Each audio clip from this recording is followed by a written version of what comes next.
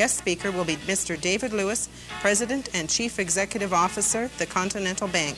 For tickets and more information, call Arts Etobicoke at 622-8731.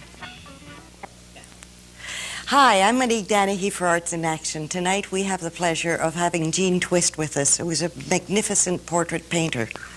And for openers, she was painting in the Arctic for many years, and she describes it as shimmering sunsets, glistening icebergs, majestic mountains, tiny, brilliant tundra flowers. Now, aren't you dying to see what the artist looks like and how anybody that poetic can paint beautifully as well? Well, here we are. We have the pleasure of talking to Jean. Welcome, Jean. Thank you. Tell me how you started as an artist, your first years as an artist, and how you got started into portraits, particularly pastels, Eskimo paintings. How was your progression? How did you get to that? It goes over many years. I think my mother realized when I was quite young that I could paint a bit, and had me taking special lessons, and then I went to art college, which I graduated from in fine arts, which is portrait work, life drawing, and so on. And then that was in the Depression. I couldn't get a job in fine arts, so I was very lucky in getting a job writing, funnily enough, fashion work with Eaton's, which I did for years. And then I finally got back to portrait painting when I married somebody in the Army, and I got bored with Army life, so I started painting everybody around the place. And were you working with pastels then? Did you do your portraits in pastels? I started in pastels then. I did oils too, but I started in pastels. Well, then I remarried. Well, first I was married to a bush pilot, and that really got me going in the north because I met a lot of people from the north. Mm-hmm. And years later, I married a friend of his who was another bush pilot.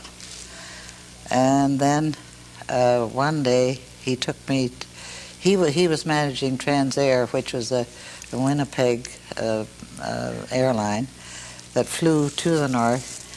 And we went to Montreal via the northern route, and on the way we stopped and 3 Eskimos were put on the plane from Baker Lake, and they'd never been out in civilization before. And I happened to have my pastel pad and pastels with me, and I did 3 portraits of them on the plane, very quick, but... And you were hooked. And I was hooked. You liked their faces and so on. I really did. Yes, they were to me. They were different breed than the white people that I knew before, or painted before. And then a few years down the line... Well, then I went to... Somebody offered you a real opportunity. No, then I went to Churchill, where there was a convalescent home for Eskimos, and when my husband was away on a business trip, painted there, and that gave me another big oomph to paint them again.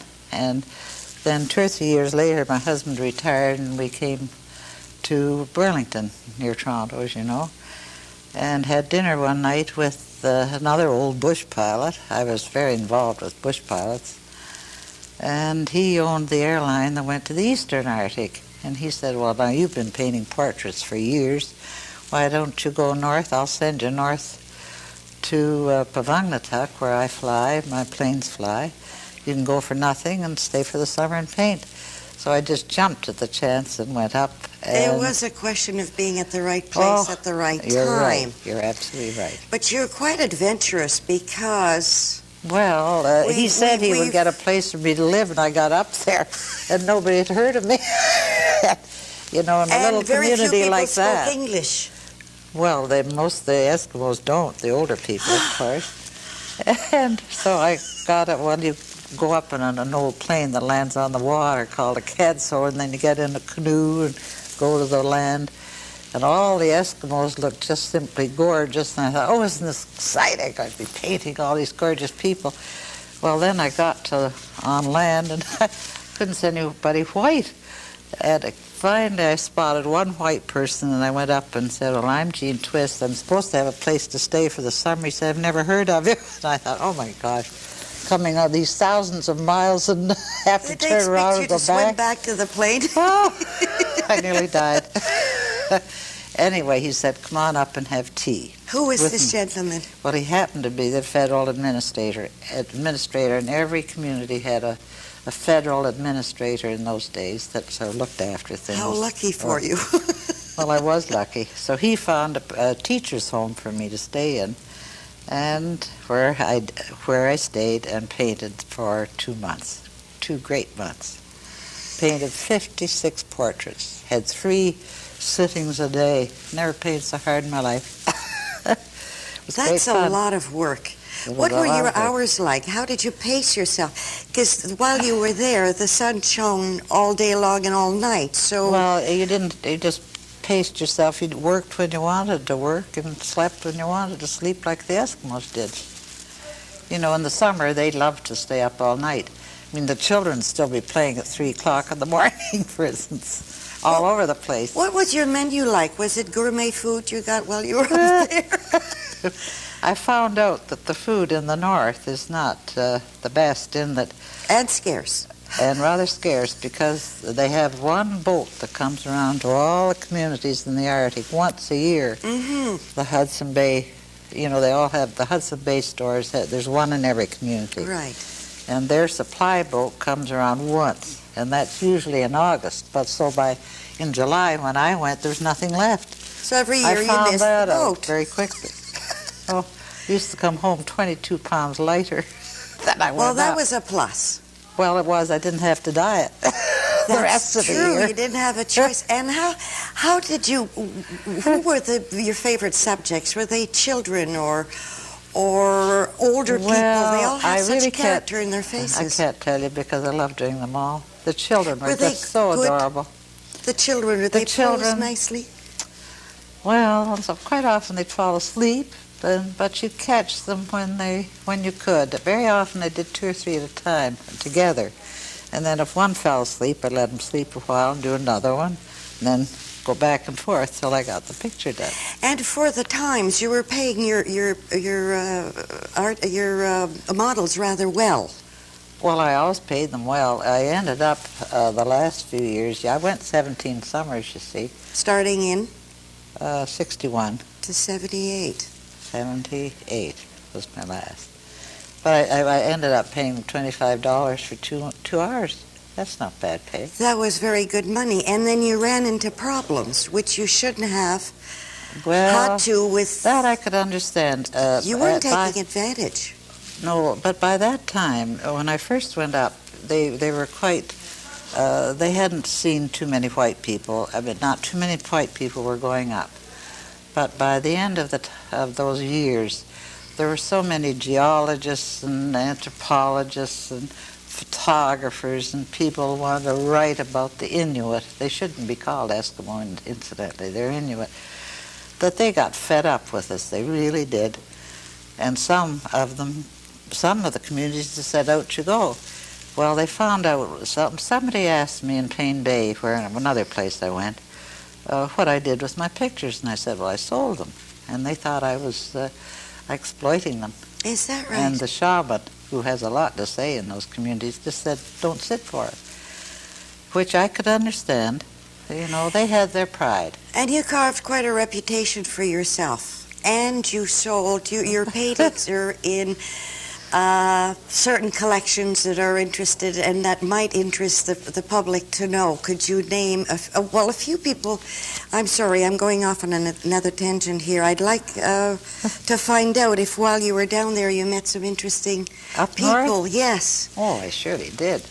Well, the first administrator and his wife, I told you, they gave me my first place to stay. He had been a wing commander during the war in the Air Force, in the English Air Force, RAF. And his wife had been an actress and had played with Rex Harrison in London. And after the war, he couldn't get a job, so they came to Canada, and the only thing he'd get was this job in the north, which he took. That's how they happened to be up there. And the other one that you met 2 or 3 fascinating fun ones. I met Jean Chrétien, is that how you pronounce it? Jean Chrétien, yes. Yeah, well, he came up when he was Minister of Northern Affairs, and his English wasn't very good in those days, so he only spoke to the French priest. He really did. He didn't try his English on the rest of us. There weren't very many of us anyway. And then another time I was in Holman, which is on Victoria Island, which is very far north. That's north of the Northwest Passage. Ooh. And there was the old administrator there was an old bachelor of about, he must have been 65. He's near retirement. And one day he got a telegram saying the Governor General, old Michener, was arriving with an entourage of 40 people. Would he put on a luncheon? Oh, well, marvelous. I was the only white person outside of himself in town. Would you serve whale blubber? We had no food because the Hudson Bay boat hadn't come around. There was absolutely nothing in the Hudson Bay store. So we had to make up a list. And he asked me to help him because he didn't know how to put on a luncheon. And I hadn't put on many. And also they wanted all of the adults in the community to be invited too, which meant about 250 people. Can you imagine? Did you do with no food to start with. The wine and the fish bit? No. What did you do? We made up a list of food and telegram to Yellowknife to send the food up by plane, which was very costly, but the government had to pay. Yes. Not we. So what did you end up getting? Well, we had ham and potato salad and tomatoes and lettuce and everything that was cold. I mean, we couldn't manage hot things. And I got some Eskimo girls to cut up potato salad, and we had bins of potato salad like this and so on. It was unreal. And then all the Eskimos brought all their children, and the floor was covered with children and people as well as the seats. Well, we took over school and put all the desks together for... What'd you use for tablecloths? We found some Christmas paper left over, put them down, and had plastic forks and knives and so on. And I was jumping over people to serve, you know. Well, did you end up with gaining 4 or 5 pounds out of the whole thing? Well, unfortunately, when the Eskimos left, they stuffed their pockets with all the leftover food, and I didn't have one plate full of food out of all. Not a crumb. Not a crumb. And and you did all the work. It's incredible. And I had done all the work. Well, I just had to laugh. And who's the famous actor that owns some of your paintings? Vincent Price. Vincent Price. Yes, Vincent. He owns how many? Well, he bought 2 for his collection.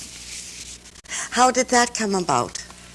Well, did you ever get to meet him? No, I didn't. No, after my first show in Toronto, which was a sellout, I had some extra paintings. No, how come? No, the next year, she took some paintings to Chicago, and he saw them and bought them there from the girl that owned this gallery. And there are a few collectors in Toronto that own quite a few of your paintings. Well, and to your knowledge. Oh, yes, quite a few, and Montreal, too. And Montreal, too, like as much as a dozen. And some from Europe and the States and so on. And in the West, you know, they're sort of all over. Which ones were your real favorites that you couldn't part with? And well, I only kept a few, but one was of Rebecca. We're showing her. Well, I think they were. Yes, we are. Her. We're showing Rebecca, and she is in all her glory, and she was a beautiful girl. Yes. How old was she? Oh, 18, 17. They got old very quickly, looking old very quickly, but some of the young girls were beautiful, really beautiful. Well, the children are glorious, and she was just, those eyes, you can get lost in those eyes and just stare at them. I know. It's as though she's looking through you. Yes, you really captured the really, essence of Rebecca. You really did. Yes, I had 2 or 3 favorite girls I did. One was Annie. She was on the UNICEF card. The first card, I think, that was done of my work. Anyway, but the older people were fantastic too. You did several for greeting cards companies Oh, yeah. and calendars and stuff like that with your portraits. Do you still do portraits, Jean? No, after that old shaman said I couldn't, they wouldn't sit for me, I started doing the wildflowers, which are gorgeous in the north. Your tundra flowers you mentioned. Oh, well, there are just millions of them. It's unbelievable how many there are. They only last about a month. Your summer starts the 1st of July, and by the 1st of August, the flowers have had it. They've gone. It's a very short season they have, so they come and go quickly, but they're so beautiful. And you're one of the blessed ones that could go to the north and not end up eaten alive by the mosquitoes. Well, fortunately, they didn't bite me, or I don't know how I would have survived. No, they're really dreadful. They are. The only time you went for a walk was when there was a breeze. You couldn't have had too many visitors. That must have been a real highlight when bush pilots came into town, or your daughter came to visit once. Well, that must have been. Was it hard to readjust after they left? Was it a big letdown? No, because I was up there to work, really, and I loved the work. So, I mean, it was great to see them. I only had 2 guests. My daughter and 2 friends came one year, and another friend came another year for a week. That was all. But no, they didn't. I wasn't let down because I went up there to paint, and I loved the life. And now you do no more portraits. No. You find it takes too much out of you. It's too exacting. Yes, it is. Commission portraits is tough work. You have to please not only the person you're doing, but the husband or the wife, children, and the relatives, and the grandparents. It's too much. I couldn't do them now in my old age. I really couldn't. You don't have the patience to put up with. I haven't. I haven't got the energy.